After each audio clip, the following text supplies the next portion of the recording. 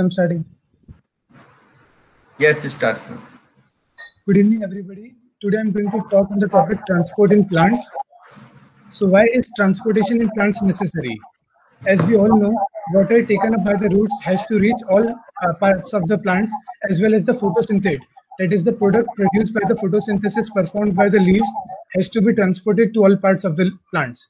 So transportation is necessary, and unlike higher animal, plants do not possess circulatory system. So other means of transportation is utilized by plants, and specialized vascular systems such as xylem and phloem are helping in transportation of plants. And not only transport of water as well as photosynthesis, but other than that, minerals are also withdrawn from the region of plants which are undergoing senescence, such as old leaves, and are transported to new leaves. So that's why transportation is necessary. So what are the means of transportation at cellular level? So transportation of substances can occur either by simple diffusion, in which the substance moves from a region of higher concentration to region of lower concentration, or specialized protein such as channel protein, carrier protein, and pumps helps in transportation of substances across the membrane. Now, transport are of two types: passive transport as well as active transport. Passive transport, in passive transport, the movement of substance occur from a region of higher concentration to lower concentration without any expenditure of energy, while in active transport, the movement occurs from lower concentration to higher concentration, and ATP or any other form of energy is utilized in this case. So first of all, diffusion and osmosis. Now, passive transport is the spontaneous downhill movement of molecules, and diffusion is the spontaneous movement of substance from region of higher concentration to lower concentration. It may or may not occur across the membrane. Now, factors affecting diffusion are pressure, temperature, and if the diffusion is occurring through membrane, then the permeability of the membrane towards that substance. And diffusion of two different molecules is independent of each other, and diffusion is the only mean of exchange of gases in the plants. The diffusion across a diffusion of water across a selectively permeable barrier is known as osmosis. Now, this selectively permeable barrier is only permeable to water and some small solute particles, but is impermeable to large solute particles. So this phenomena is known as osmosis, in which the movement of water occurs from region of high concentration of water to lower concentration of water across a semi-permeable or selectively permeable membrane. Then comes facilitated diffusion.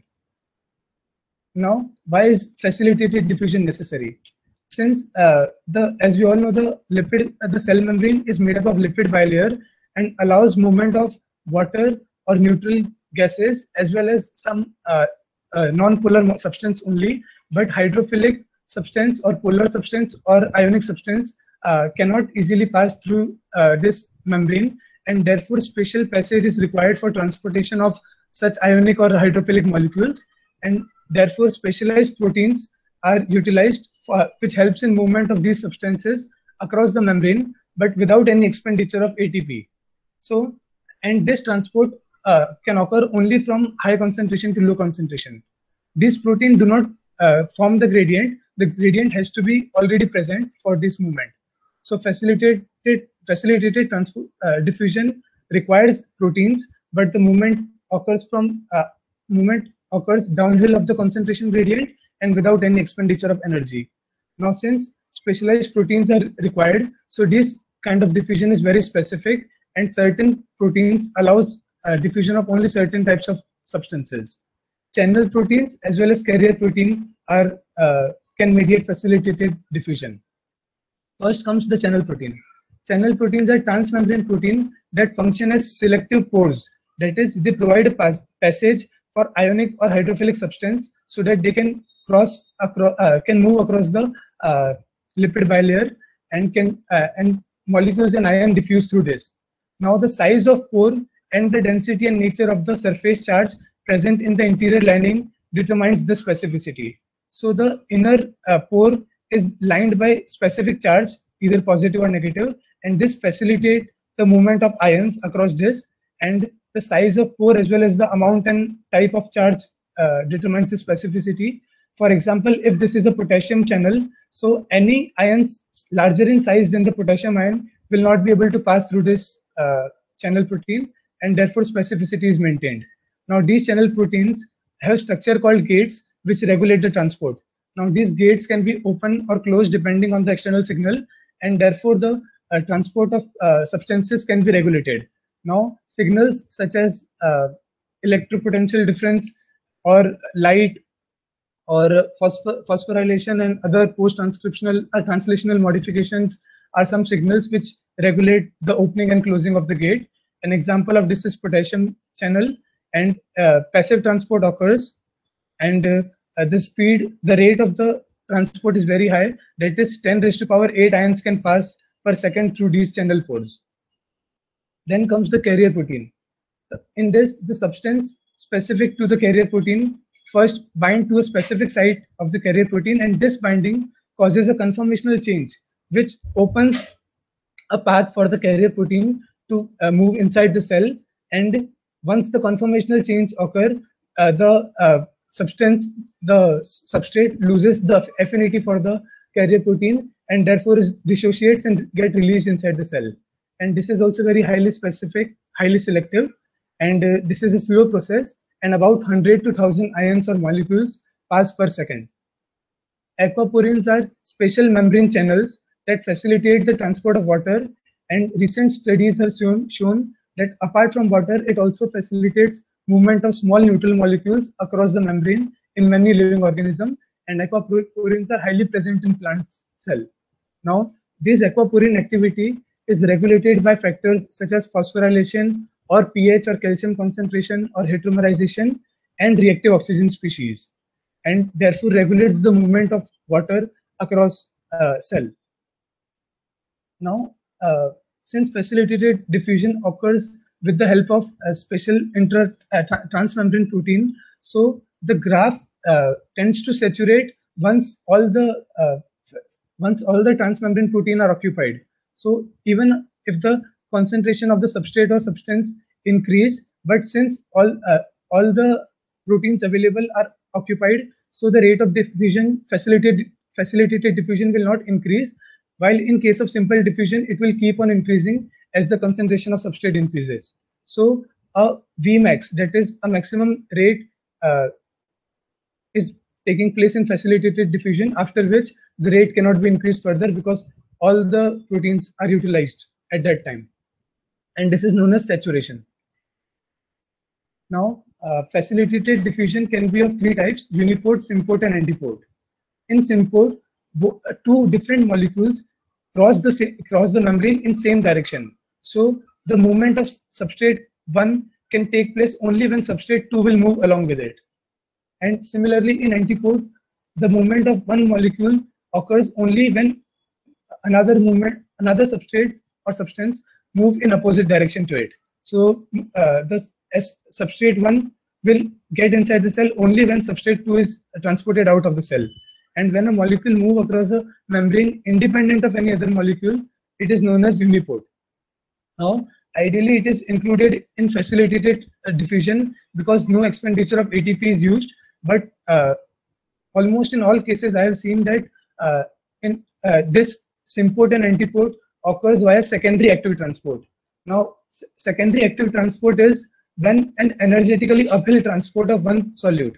That is, suppose the movement of S substance, in this case, uphill transport means from lower concentration to higher concentration, is driven by energetically downhill transport of another solute, which is proton or hydrogen ion in this case.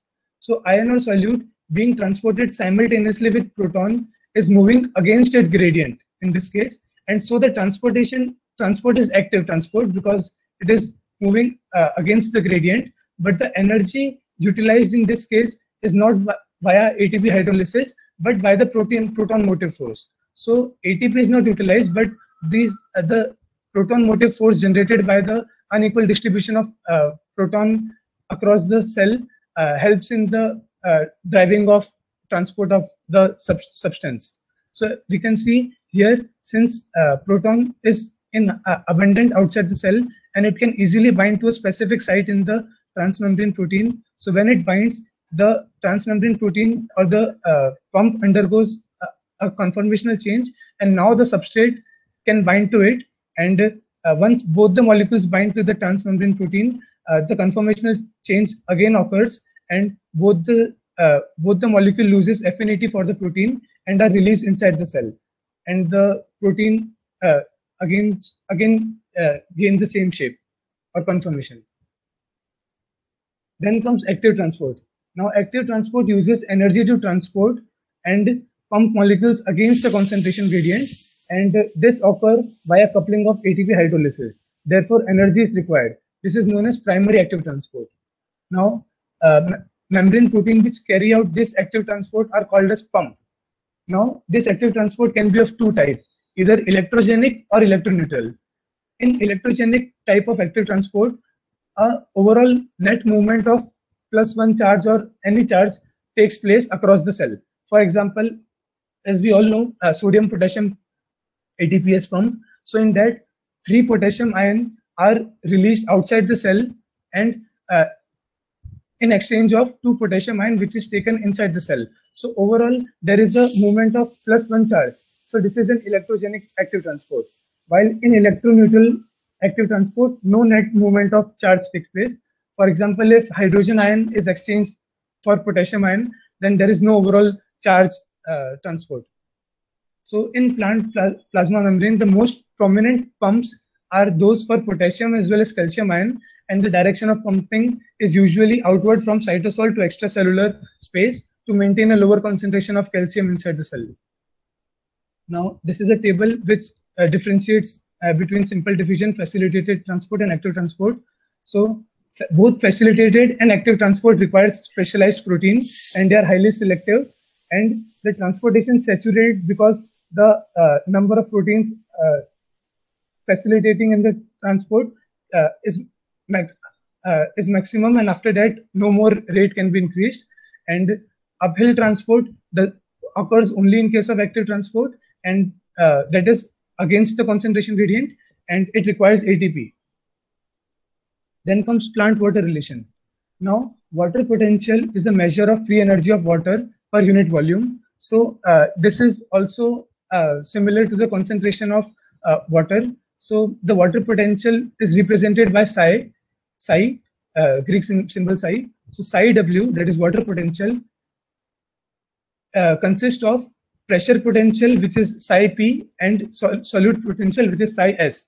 Now, there are other factors such as metric potential and gravitational potential also, but they play a very minor role. So, majorly only these two type of potential contributes in the water potential, and the water potential of pure water at standard temperature, which is not under any pressure, is taken to be 0. And when some solute is dissolved in this water, the solution has lower free water molecules, and the concentration of water decreases. Therefore, the water potential decreases, and so solute potential is always negative. And this lowering of water potential is independent of the type of solute. That is, it depends only on the concentration of solute and not the nature of the solute.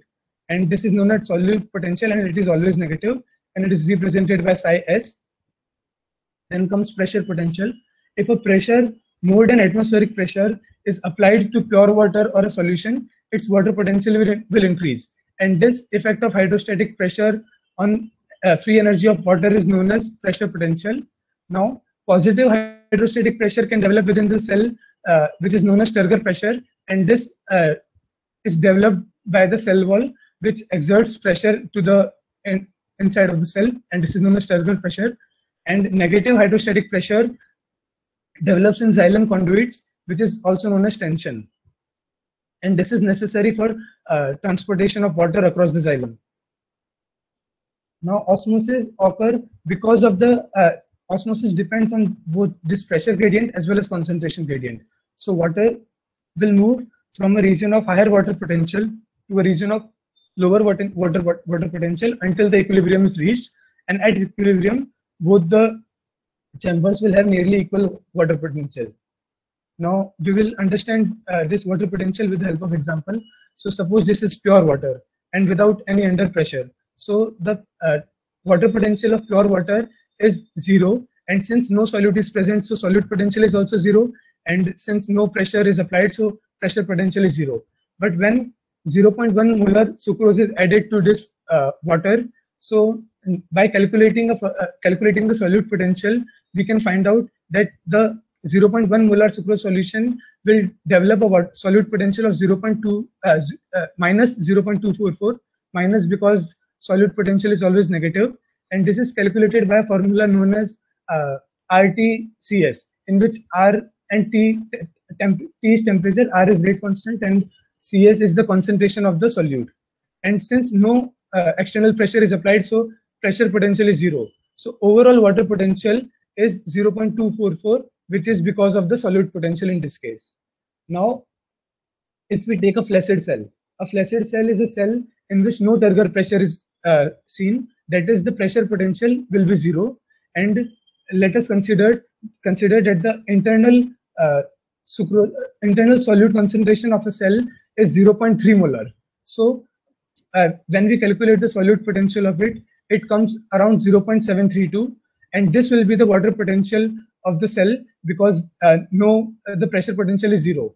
And when this flaccid cell will be placed in this hypotonic solution, hypotonic because the solute concentration inside the cell is more, so the cell will swell, and movement of water will take place across from beaker to inside of the cell, because the water potential in the beaker, that is the sucrose solution, is 0.244, as you all know, and the water potential inside the cell is less. So the movement will occur from the beaker to the cell, from the sucrose solution to the cell, inside the cell. And now, if we see, the change in the volume of beaker will be negligible after movement of water inside the cell.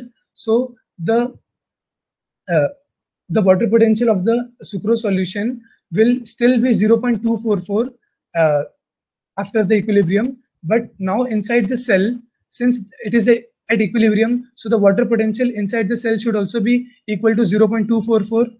And if by any way we can measure the increase in the size of the volume of the cell, and suppose we find out that the cell size has increased by 15% after putting in 0.1 molar sucrose solution, so we can calculate the change in the sucrose solution by dividing the earlier solute potential by the change in the volume, that is 1.15 in this case, because 15% increase in the cell has taken place.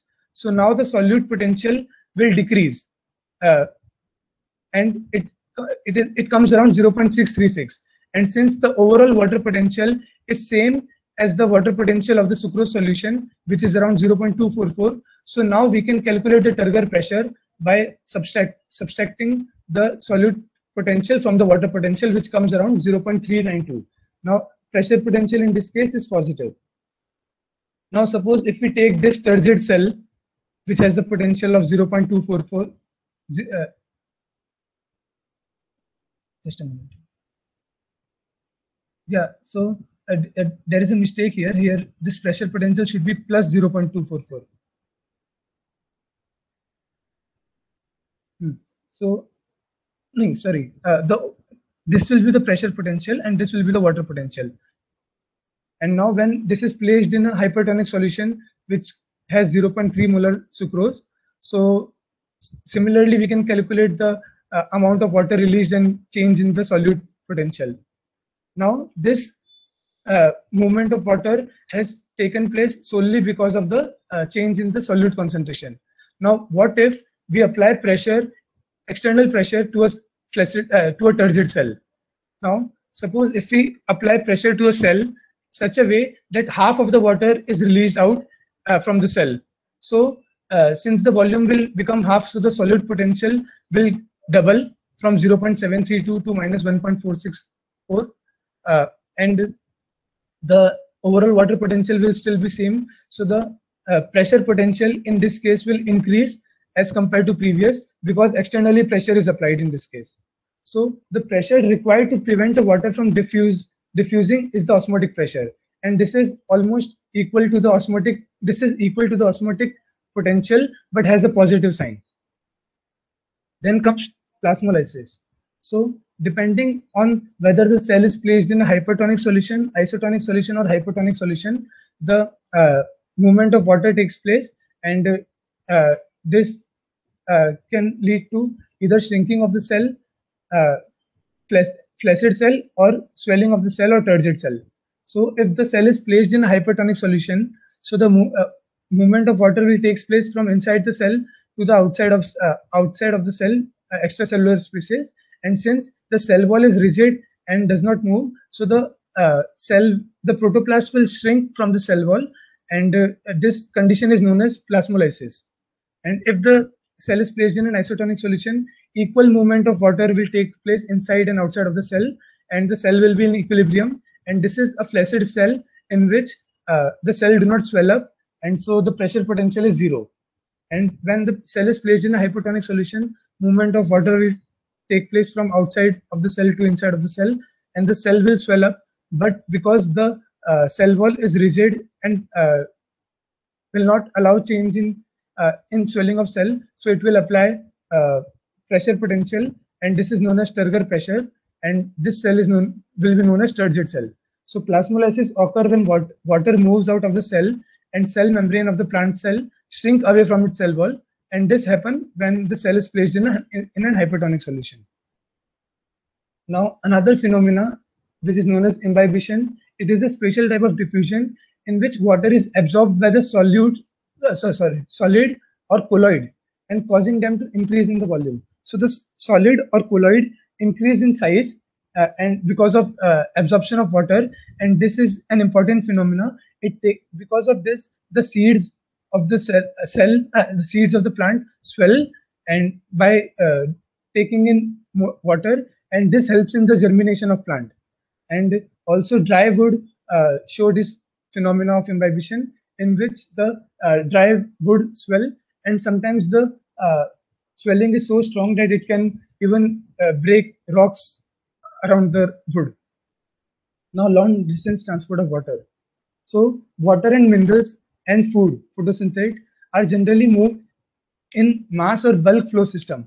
So mass flow is the movement of substance in bulk from one point to another, and this occurs because of the pressure difference between 2 points. Now this bulk flow can be achieved by two kinds of pressure gradients, which is either positive hydrostatic pressure gradient, such as in garden hose, where the water is forced positively from one region to another, or negative hydrostatic pressure gradient, which is seen in case of suction through a straw. So pushing and pulling effect occurs. Now how do plants absorb water? So the root hairs of the plant absorb water from the soil via diffusion, and once the water is taken up by the root hairs, the movement of water from the root hair to inside of the root can take place via two pathways. One is known as apoplast pathway, and other is known as symplast pathway. So the apoplastic movement of water occurs via intercellular spaces or across the or through the walls of the cell. So the cell does not necessarily have to cross the membrane of the plant, neither the cell membrane nor the tonoplast of the vacuole. So this type of pathway offers the least resistance, and most of the water transport from the root hair take place via this apoplast pathway. This purple arrow shows the apoplast pathway. So the movement occurs from intercellular spaces or via the cell wall, which is permeable to water. And in symplast pathway, once the water enters the cell, it can move from one cell to another via plasmodesmata. So neighboring cells are connected to plasmodesmata. So the movement of water takes place through this protoplast, through the cytoplasm of the cell, and reach towards the inside of the root. But in endodermis, there is a specialized layer which is known as Casparian strip, and which is impermeable to this. This is caused by superization of the region, and this is impermeable to water. So even if the most of the water is transported through apoplast before the endodermis, but once it reaches the endodermis, it has to get inside the cell, and the movement of water can only take place via symplast in endodermis. So most of the water flows in the root via apoplast. However, the endodermis is impervious to water because of suberized matrix called as Casparian strip, and the water then moves through symplast to reach the xylem cell. So this is the root hair, these are the cortex, and this is the Casparian strip of the endodermis. And once the water reaches the pericycle and then into the xylem, and from xylem it is transported to all the regions of the plant. Now, mycorrhiza is a symbiotic association of fungus with the root system. So the fungus have hyphae which have very large surface area and which can easily absorb mineral ions from ions in water from the soil and in from much larger volume of soil, which the root hairs of the plant cannot do. So these fungus facilitate the uptake of minerals in water and provide mineral in water to the roots, and in return the roots or the plant provide sugar and nitrogen containing compounds such as amino acid to the mycorrhizae. Mycorrhizae are the fungi.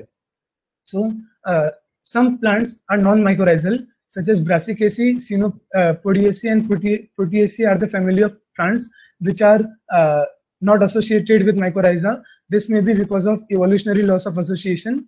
And if a plant is grown under soil which has very high nutrient, so it does not require this growth of fungi and for the uptake of minerals, and therefore in that case the association with fungi does not take place. So plant does not have to give away the sugar and nitrogen containing compound, and plant is more beneficial without the association of mycorrhiza in this case. But other than that, almost all the plants have this symbiotic association, and mycorrhiza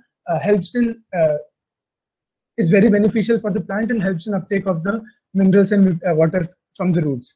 So there are two kinds of mycorrhizal association. One is known as ectotrophic, in which the fungal filament forms a network around the young root, and the hyphae or the mycelium of the cell does not penetrate inside the cell of the cortex. So we can see that they are forming a filament around the root hair, and some of the hyphae has reached inside the cortex cell, but only in the intercellular spaces and not inside the inside the cortex cell. So this is seen in ectotrophic mycorrhizal fungi. Another is vesicular or vascular mycorrhizal fungi, in which these mycelium or hyphae penetrates inside the root cell and provides minerals in water and absorbs nutrients and sugar. So this two type of mycorrhizal association is very common, and there are also other many mycorrhizal association, but these two are the most commonly seen in plants. Now, there is a phenomenon which is known as root pressure, and this is developed due to positive hydrostatic pressure. So various ions from the soil are actively transported inside the xylem, and because of this movement of solute inside the xylem, the solute potential of the water potential of the xylem decreases, and this provides a driving force for water which follows this potential gradient, and therefore it moves inside the xylem and the pressure inside the xylem increases. So this phenomena is known, this positive hydrostatic pressure which is developed inside the xylem is known as root pressure. But such kind of phenomena, such root pressure, can generate pressure only about 0.2 megapascal, which is very less which is less compared to the amount of pressure required to transport water across long plants. So such pressure can only transport water up to a height of 1 meter, and therefore can be seen only in small, and therefore is not the only mechanism by which water is transported through the plants. And in small plants and grasses, which frequently develops this root pressure, produce liquid droplets on the edge of the leaf, and this phenomena is known as guttation. So because of this positive xylem pressure, exudation of xylem sap occurs through hydrathodes. Hydrathodes are specialized pore present on the vein ends of this leaf, and this occurs when the transpiration is less. So in night, when usually the transpiration is less because of lower temperature, this positive pressure is built up in the xylem, and these cause guttation. So in the early morning we can see these water droplets on the edges of the leaves. the major factor which is responsible for the movement of water across xylem is transpiration pull. So most researchers agree that water is pulled through the plant and not pushed as in case of root pressure. So the this negative hydrostatic pressure is the driving force of movement of water, and this is known and this occurs by a cohesion tension transpiration pull model. And although most of the researchers agree that this might be the only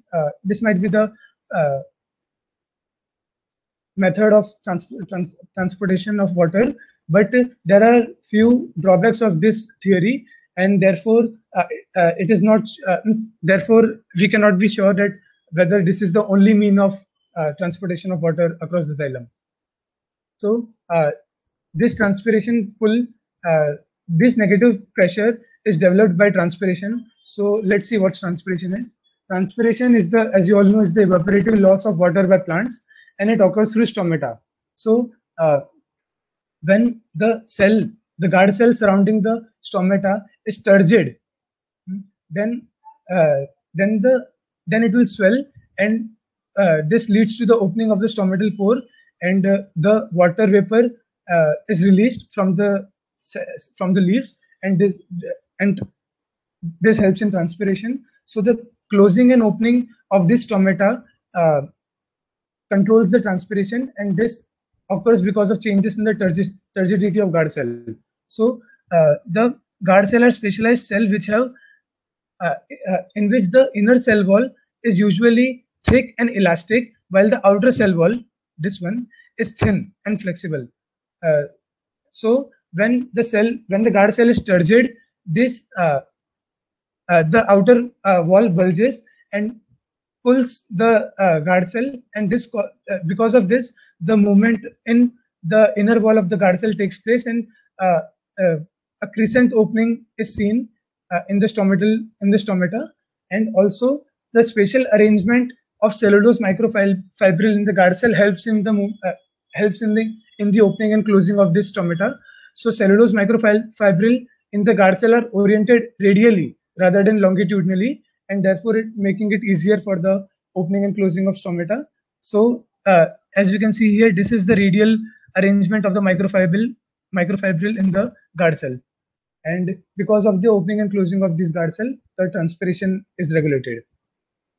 So the factors which are affecting transpiration are temperature, light, humidity, wind speed, etc., and some internal factors such as the distribution of stomata in the leaves, as well as the canopy structure of the leaves, etc., canopy structure of the plant, etc. Now, this transpiration driven ascent of xylem sap depends on three properties of plants. One is cohesion. Cohesion is the mutual attraction between water molecules. So the water molecules are highly attracted to other water molecules and tend to stay together. This property is known as cohesion. Then comes adhesion. Adhesion is attraction of water molecules to polar surfaces, that is stickiness or wet surface. So water has the tendency to stick to the polar surfaces such as glass, and this attraction is known as adhesion. Then comes surface tension. So the energy required to increase the surface area of gas to liquid interface is known as surface tension, and because of this surface tension, the water molecules are attracted to each other in the liquid phase more than the water in the gas phase. So what surface tension can be seen here. So this is a water droplet consisting of many molecules of water. Now a molecule inside the water droplets is pulled in all directions because of the hydrogen bond of the other water molecules. So the overall force on this molecule is neutralized or balanced, but the molecules which are present on the surface, they are being pulled by the water molecules which are inside the droplets, but on the region outside the water droplet, there is no force which can balance out this force, and this causes surface tension. So the water droplet will tend to take a shape which occupies minimum surface area. So that's why water droplets are usually spherical, because this gives the least surface area, so that no more surface tension takes place, and the gas-liquid interface is minimum in this case. So this is surface tension, and this cohesion, adhesion, and surface tension property of the water give rise to a phenomena which is known as capillarity. So in plants also, capillarity is aided by the small diameter of trachary elements. So capillarity is the tendency of liquid to rise in the tubes which having small diameter. So this kind of capillarity is seen in the xylem vessels and tracheids which have small diameters, and this capillary movement is responsible for transportation of transportation of water. And so as you can see, the water on the surface is pulled because of the gravity. So to balance this force of gravity, surface tension is exerted on the upper side of the surface. So this surface tension, as well as the adhesive property of water to stick to the walls of the glass tube, causes the capillary rise, and the water and the level of water rises in this capillary tube. This is known as capillarity phenomena. Now, these properties, which is surface tension, cohesion, and adhesion, and most importantly cohesion, can also give can have high tensile strength of water, that is the ability to resist a pulling force. So the tensile strength is defined as the maximum force per unit area that a continuous column of water can withstand before breaking. So usually we imagine tensile strength for solid substances, and we cannot imagine tensile strength for liquid, but this tensile strength is seen in liquids also, and it is the strength force which is required for the force which a continuous column of water can withstand before breaking. So if large amount of water is being pulled at very high tension, so there will be a limit to which the continuous column of water will be formed, after which the column will break, and this is known as tensile strength. So now, how does the movement of water inside the xylem takes place?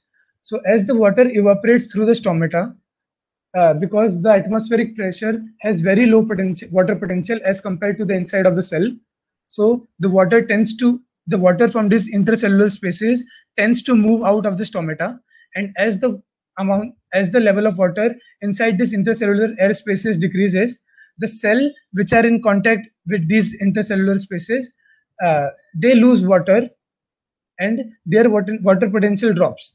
And because the water potential drops in these cells, they try to take water from the deeper cells, which are situated deeper cells. And so since the water potential inside this cell is decreased, so it will try to take water from other cell which has higher water potential, and now the water potential will decrease in these deeper cells, and they will replenish this water from the xylem. They will replenish this loss from the water taken by the xylem, which is present in the veins of these leaves. So then these leaf vein will take water from the bigger xylem vessels from the stem, and therefore a continuous column of water is formed, and so this uninterrupted column of water is being pulled under a tension which is developed by this transpiration occurred at the stomata, and this causes the movement of water from the roots to the leaves. Now, since very high tension is developed inside the plant because of this, so the lignification of the xylem conducting cell gives the strength to endure this tension without collapsing inward. Otherwise, at such high tension, the xylem wall will collapse, and therefore the xylem will not be able to conduct water. But lignification of the xylem helps to endure this tension, and therefore most of the conducting vessels and tracheids of the xylem are dead because of lignification. Now, uptake and transport of mineral nutrients. So along with the waters, all the inorganic nutrients, mineral ions is also absorbed from the roots, from the soil by the roots. So minerals are present in the soil as charged particles or ions which cannot move across the cell membrane. So the concentration of mineral in soil is usually less as compared to the concentration of mineral in the root. Therefore, most mineral enters the root via active absorption of these minerals or ions inside the cytoplasm of this epidermal cell. And so active transport is necessary, and specialized protein helps in this transport of minerals from roots to the inside of the cell. And once the transport once this mineral reaches the endodermal cell, the transport proteins of endodermal cell allows only movement of certain ions inside the cell.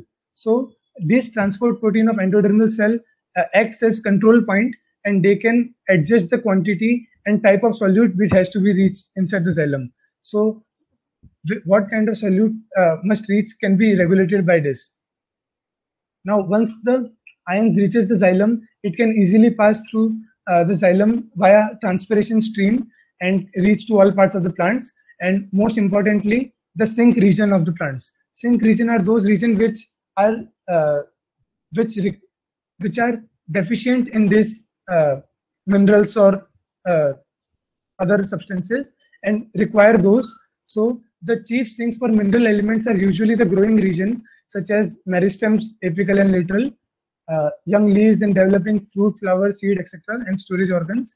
And unloading of mineral ion occur via diffusion because the concentration of mineral ion in this sink is very low. So there is a formation of concentration gradient and diffusion can take place. Otherwise, active uptake of these minerals take place inside the cell. And this mineral ions are frequently remobilized, as I said initially, from older parts of the plants, such as older leaves, to the younger leaves, so that those minerals can be utilized. So before the older leaves are falling from the tree, the mobile ions from these leaves are remobilized to younger leaves, where this helps in different function in metabolism. So the elements which are usually mobile elements which can be easily transported are phosphorus, sulfur, nitrogen, potassium, and these are transported from older cell to younger leaves, older leaves to younger leaves. But elements such as calcium are not mobile and cannot be transported from this older region to lower region of plants. Now comes the phloem transport, or the flow from source to sink. So the movement of water through xylem is unidirectional and occurs from roots to other parts of the plants. But the movement inside the phloem can be upward or downward, and therefore it is known as bidirectional. It depends on the source and sink formation in case of plant. Now, source is the region which is rich in a particular substance such as sucrose or glucose or starch or any energy source or mineral ion, and sink is the region which lacks this substance and requires this substance. So the phloem sap usually consists of water and sucrose only, but other than that, some other sucrose, hormones, amino acids are also transported or translocated through phloem. And recent studies have shown that even microRNAs or mRNAs and other proteins are also transported via phloem, and this helps in the in various signaling process and therefore the development of plant. So this is bidirectional, and the process by which this takes place is known as pressure flow or mass flow hypothesis. So the glucose is produced at the leaf via photosynthesis. So the leaves are the source usually, and as soon as the glucose is prepared, they are converted to sucrose. So remember that after photosynthesis, the sugar is formed in form of glucose always. They are formed in form of glucose. They are transported as sucrose, and they are stored as starch. So sucrose are sucrose are non-reducing sugar, and they are disaccharides consisting of glucose and fructose. So since they are non-reducing, so they can be easily transported via phloem. So usually, as soon as the glucose is formed at the source, which is the leaves, they are converted to sucrose, and then this sucrose is moved inside the companion cell, and then it is loaded inside the sieve tubes of the phloem via active transport. And recent studies have shown that many plasmodesmata is present at the region between companion cell and the sieve tube. So most of the movements of sucrose can also take place via this plasmodesmata and active transport. So this process of loading at the source produce hypertonic condition inside the phloem because of high solute potential.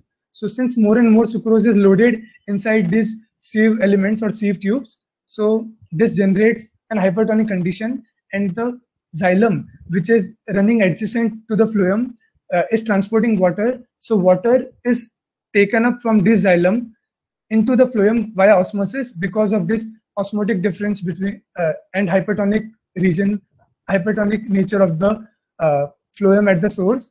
So water is continuously absorbed from the adjacent xylem into the phloem, and because of this, the osmotic pressure builds up in the phloem sap, and the movement of this phloem sap, which consists of sucrose and water, moves from the region of source to sink.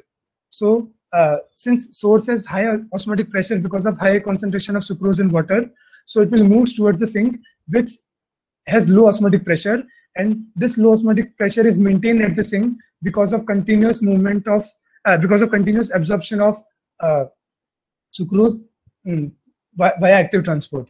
So since low osmotic pressure is present at the sink, so the movement will occur through these sieve elements or sieve tubes from the source region, and as soon as they reach the sink, active transport is necessary to move the sucrose out of the phloem sap and inside the cell where it has to be used or converted or stored.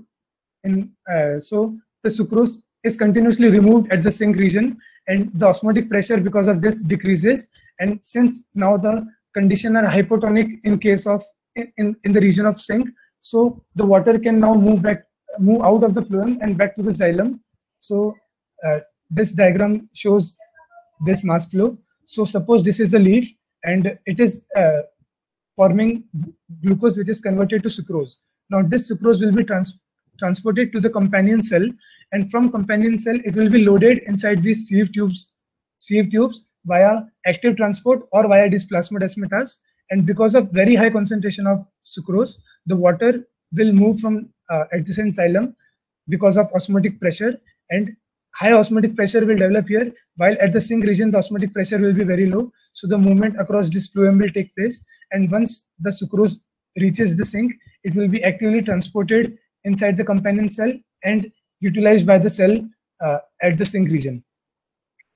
So phloem tissue is composed of these sieve tubes which form long columns with holes, and these holes are also plasmodesmatas, and the movement of the phloem sap occurs through this, and this cytoplasmic strands pass through this hole in the sieve plate, and therefore a continuous filament is formed, and these are the companion cells. And these sieve tubes lack nucleus, so all the metabolism of these sieve tubes and sieve tubes is regulated by this companion cell, and this companion cell helps in the loading and unloading of the sucrose inside the phloem. That's it. Thank you, everyone.